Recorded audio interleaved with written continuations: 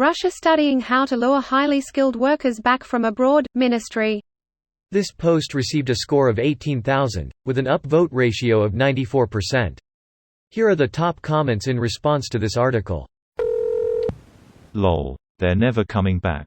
Food that isn't from an Upton Sinclair novel, reliable electrical power, cops who don't break down your door often.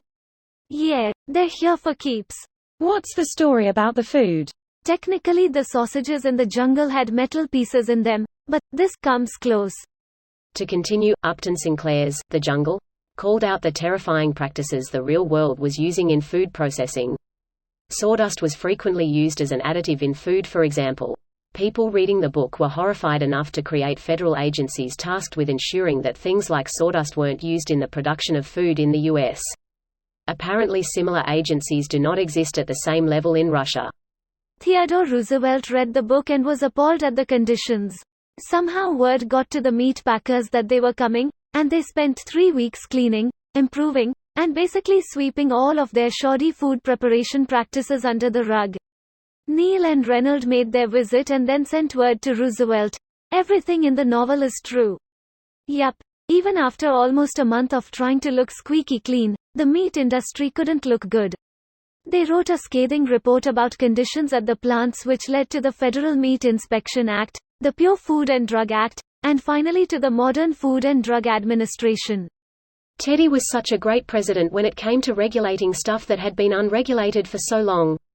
The National Park System, the USDA, trust busting, etc.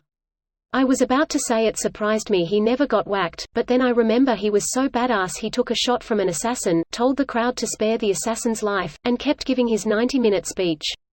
It's a shame he took all the backbone for the next few decades. Technically, he hasn't given them back yet. Yeah, Taft took things downhill.